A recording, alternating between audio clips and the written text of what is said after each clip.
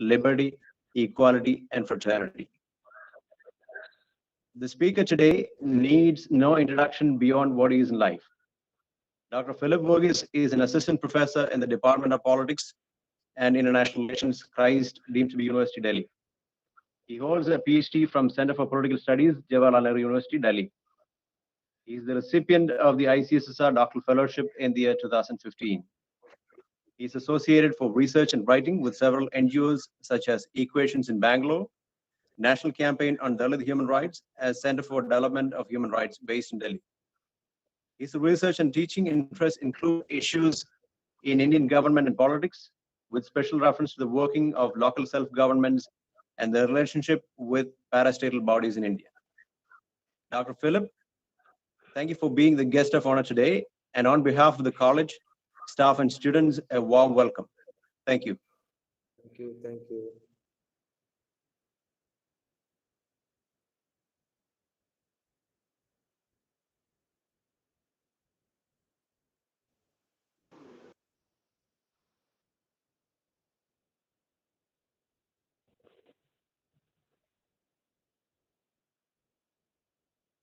Can I start off with the session? Yes. Yes. Dr. Solvent? Oh, okay. Thank you. First of all, I would like to congratulate the department for doing tremendous work. I mean, putting in extra work, especially during this time, difficult time and trying times. And secondly, I would like to thank the principal of the college, head of the Department of Political Science, all students and faculty members for giving me an opportunity, and special mention to Dr. Solvin Matthews for reaching out and giving this opportunity to meet you virtually and share my thoughts on uh, on the title India, a Nation in the Making. So that is the title which has been given. Uh, did not given the title, there's not so much thinking which is needed. Uh, I did not have to think so much what to speak upon. I knew that I wanted to talk about secularism. Secularism is a concept we always think something as a concept. You must be definitely familiar with the concept and the word secularism. You know the preamble. I also saw the video which you guys put in yesterday. I was able to see that, so you definitely understand the word. As a concept, we always think that we feel the concept has been uh, something as old as 300, 400 years old. We always think that the concept is done and dusted, we always feel, but then it never stops to kind of surprise us with the kind of discussions and discourses that happens in the public domain.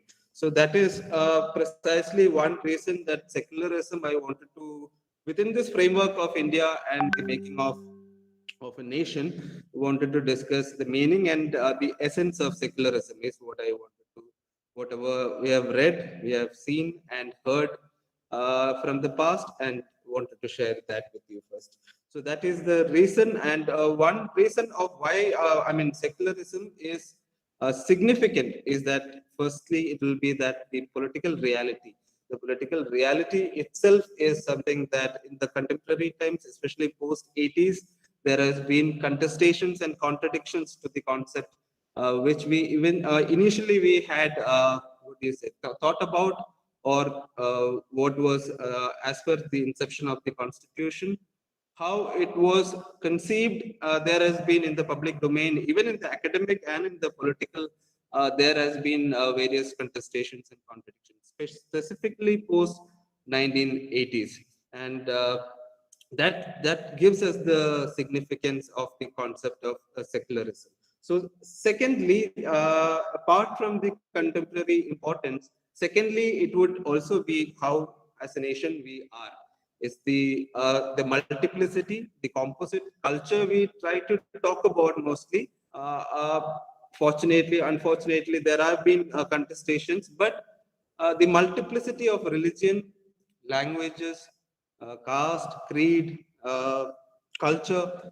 So this multiplicity is something that you know about these things, but this is again this point which makes the concept of secularism a bit more, relevant, and gives that tooth and nail. Is supposed to give that tooth and nail. And thirdly, it is not something novel. It's not something that we have invented.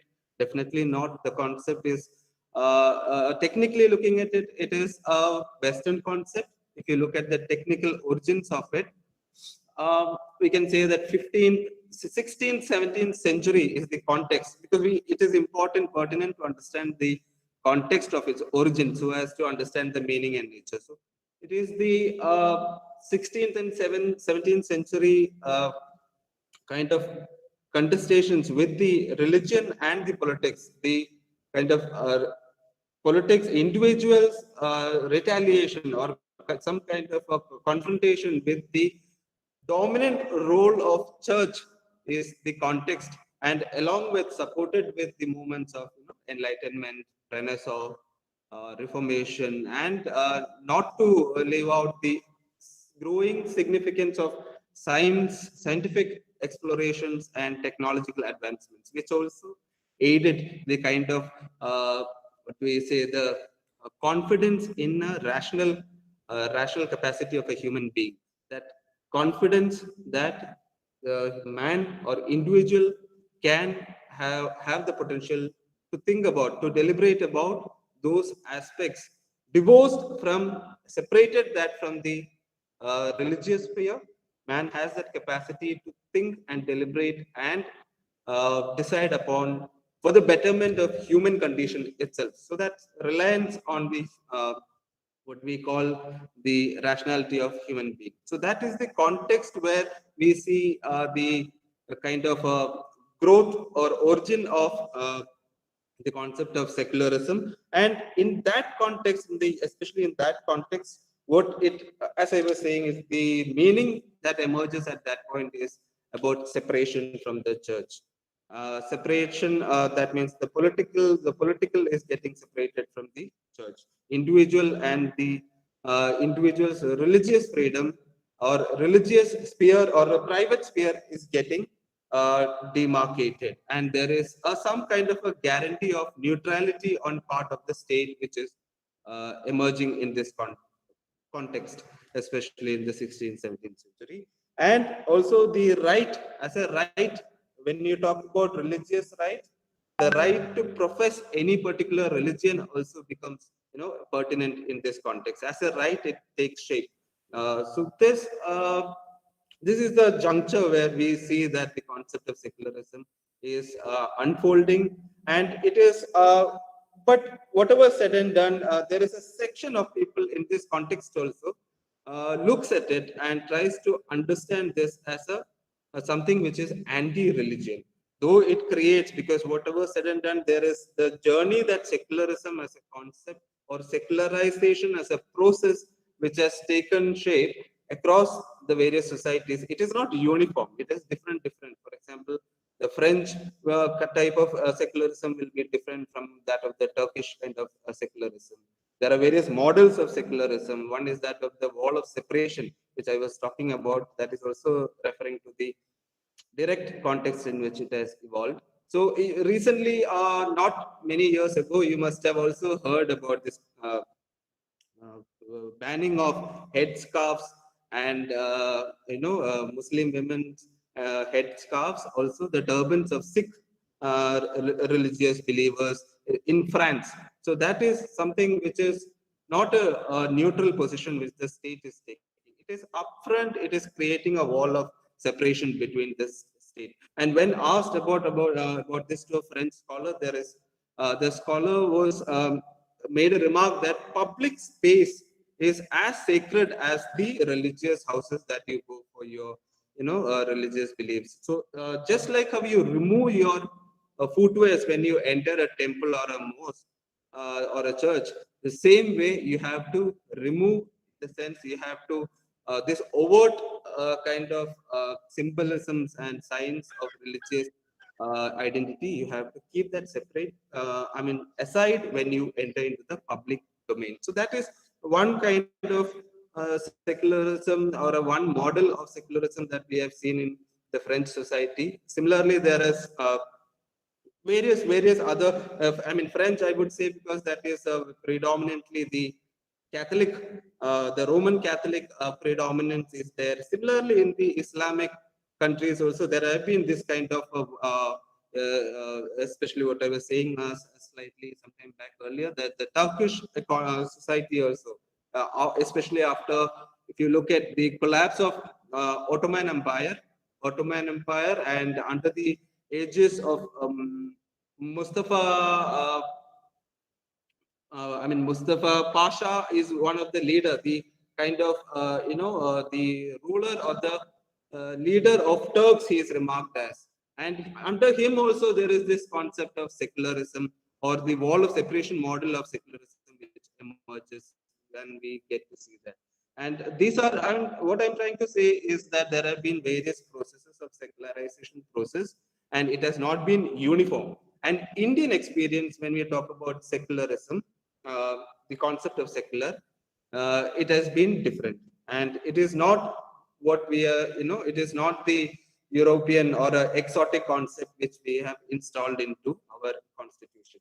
So, Dr. Radhakrishnan gives this statement, which I wanted to read it out. Secularism does not mean atheism or mean irreligion, or proclaims that it lays stress on the universality of spiritual values, which may be attained through a variety of ways. So, which may be attained through variety of ways, and it is that university of spiritual values. So, Indian context or Indian understanding of secularism is definitely not, it's not an artificial commodity which has been taken from the West and been implanted in the Indian society. So it is completely different, which it is this scholar. mm, uh, there are various scholars who try to term and give shape I mean, try to call it the Indianness in itself, Indianness of the origin and the evolution of the concept of secularism. So there have been. So what I'm trying to say is, what I'm trying to suggest here is that there have been different, and the technical origin and evolution, it has to be understood differently in the Indian context. But coming to understanding of what is the nuance or the meaning now, what we understand, especially uh, prior to the insertion of the word, you know, must be familiar that the word initially of secular was not there in the constitution. It came about only by amendment to the Constitution, only 42nd Amendment Act, 1976. Before that, it doesn't mean that we did not have the spirit of secularism. It came about much later, but the spirit of secularism was there. On that note, what we understand is that the kind of spirit of secularism conveys is that of a equal status for all individuals in front of the eyes of law. And similarly, there is no special treatment or no special privileges for any particular individual on the basis of any, say, any religion, be it minority, be it majority. There's no special treatment for that matter. So this is the essence of, or what we call in the immediate post-independent period. It is the spirit that this is how we can understand. Moving forward, there is this work which has been given by Donald Eugene Smith in a book called India as a Secular State. In that, he takes a closer look at, or does a closer examination of the concept of secularism, and he finds three distinct relationships. Distinct in the sense they are distinct, but they are closely interrelated and integrated. So first is that of the religion and the individual. That is the first level he looks at it.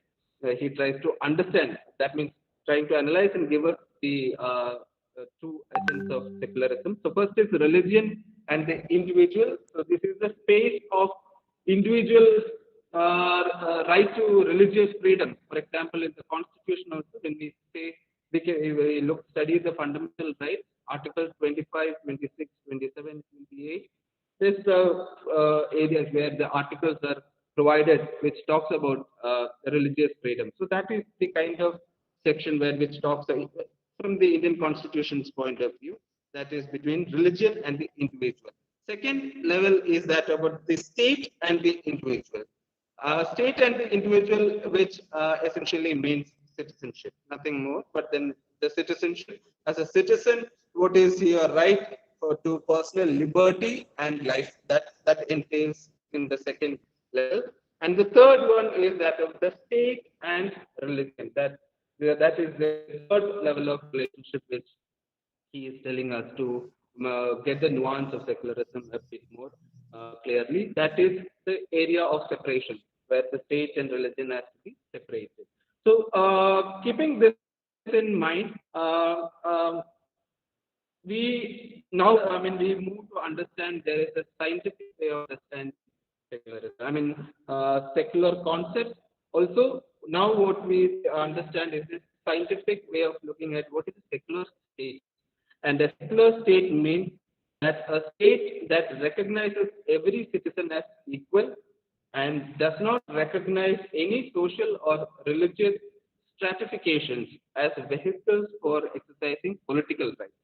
So it is not just about recognizing everyone equal, but at the same time, it also does not recognize any social or religious stratification, social and be majority, minority, or various social differences in the society. It does not give them a sanction for any of the political rights. That is the scientific way of looking at it from the secular state point of view. There is also a projected understanding of secularism. Projected understanding is that it talks about tolerance of, especially in the Indian context, talks about tolerance of all religions, not just religions by the state, but also about religions among each other. It's about tolerance. Secondly, while just what I was saying, there is a relationship between religion and individual. There we also see the right for minorities, that is Article 29 and 30, a section on protection of minorities and educational rights, Article 29 and 30. So it is this projected understanding of secularism now comes to, tells us that it is also about protection of minorities. And why is this done? This is entirely, the exercise is taken up for the preservation of communal harmony in our society. So this is how we now come to understand secularism in its projected sense in the Indian context. Thus, now we can come to the essence, what it means in short or briefly. What it means, it's separation of religion from politics.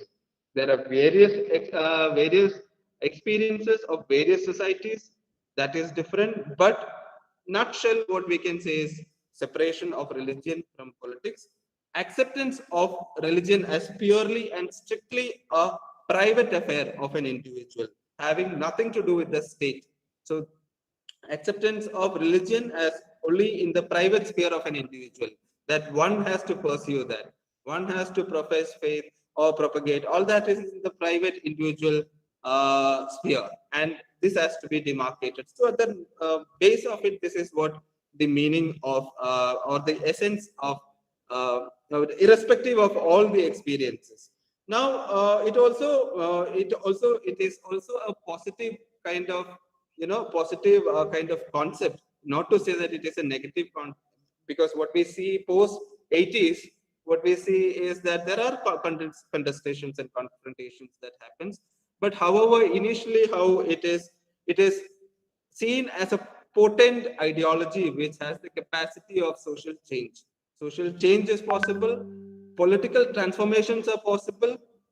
That means our democratic institution. Indira Gandhi once remarked that secularism and democracy are the twin pillars of Indian state and society. So that means without which the entire process of nation building, a nation in the making, this entire exercise is, what do you say, it will become redundant if these are not kept intact. And that is also the reason why by the 70s, it was felt to underline the commitment of state towards secularism, and the word was inserted. Okay, so what I'm saying is giving a sense of characteristics of secularism here is that it is having that potential. It's a potent force, not to look down upon it, and it actually it's an ideal. At the same time, it is also a reality. It can be realized in the society. So it is not a negative concept in that sense. If you talk about post-independent, this is I mean, moving a slightly. If I have 5 more minutes, I would just want to give you a sense of post-independent India, and how one way of looking at it is that you divide it into three phases. And what one we understand is the first phase is from the constitution coming to existence and to the first 3 decades up till the 1970s, we can say. It run on that spirit of secularism that I was talking about, like the wisdom and the intellect and the capabilities of the founding fathers of Indian constitution, through which they, without even putting the word, but the essence of secularism was maintained in the constitution. So that that phase was, that is clearly seen as the first phase. Second is the towards the end of 70s, when we can say that the marked by that constitutional amendment, where it was felt necessary to underline, as I said earlier, to reaffirm faith, the state's commitment towards secularism, and that 42nd Amendment Act was required. And then the third phase, where we see about scholars say that scholars like Paul Brass and all talk about overburdening of secularism. We are expecting too much from secularism in our country. We are overburdening the concept to deliver in our space. So that's the three phases in which we look at Indian kind of Indian version of secularism. It has seen various challenges during that period, but one particular challenge which stands out in all these discourses, or the one which has more weightage in this whole challenges, especially post in the third phase, up till now, even contemporary politics, what we see is that there is a strong narrative saying that our society is non-secular. We are not secular by the spirit of it. We do not, this is a foreign thing which has been implanted in the constitution. We are divisive in nature, and it is there. And the response towards that, or the counter challenge towards that, would be to look and revisit in the history of Indian past, because we have had some social movements, some major social movement. We don't have to go anywhere. It's all well documented in the history that some movements like Bhakti movement, Bhakti cult, Sufi movements. Also, along with it, we had rulers like Ashoka, the emperor, Akbar. These were all kind of liberal rulers who had that kind of a tolerant attitude towards society. The movements also, along with these people like Moinuddin Chishti, Kabir, there is Guru Nanak, Tukaram, Mirabai, all these scholars, their expressions, though did not use the word secular, but definitely had this kind of a aspiration for a composite culture. Composite culture, it was definitely there. And also, when we talk about the rulers, as I was mentioning right now, they all had the kind of liberal attitude towards various religions. Akbar's Din Ilahi is one phrase which he uses, where he talks about the divine power, and another phrase which talks about let peace be upon all. So that shows kind of a liberal attitude. And not to mention that, I mean, not to stop there, these scholars, these movements, all had an influence upon the movement, Indian national movement against the British rule. So the movement also encapsulated this kind of a secular spirit in them. And this also finds space in the 1928 Motilal Nehru report, which then becomes part of the Government of India Act of 1935. That then later becomes, or 70% of the Indian Constitution is based upon the Government of India Act of 1935. So I would like to just read out a sentence from the Motilal, that committee report, that there is a section which reads, "There shall be no state religion for the Commonwealth of India or for any province in the Commonwealth, nor shall the state, either directly or indirectly, endow any religion or given each religion any preference or impose any disability on account of religious beliefs or religious status." So this is not through post-independence. This is all encapsulated in the committee report March 1928. So it is not to say that society is divisive, society is divided, we are not secular. It is not true. It has to be countered at certain level. That also means that we need to revisit the concept, both in the academic, the students of political science, we are all students of political science. We have in the political also, in the academic also, the concept uh, has to be revisited, the ideas have to be understood, the uniqueness of Indian secularism has to be understood, and also then it can contribute in the process of nation building. One scholar was once asked, what are the, what is the major challenges of secularism and how do we counter these challenges that we are suddenly facing in the society? And his reply was that the counter to secularism, challenges to secularism is only more secularism. It's more and more secularism is the only option in a modern society to do away with the traditional mentalities and also to put the rational mind, collective rational mind, in order to come about to a well-meaning society which can deliberate upon the human condition and improve and better that. So I would like to stop here. It is again emphasize and re-emphasize on the concept of secularism and its pivotal position, and it just both, as I was mentioning, academic and political. It is the requirement of the time that we need to engage more and enhance the concept of secularism much more. I would like to stop on this note. Hope that helps.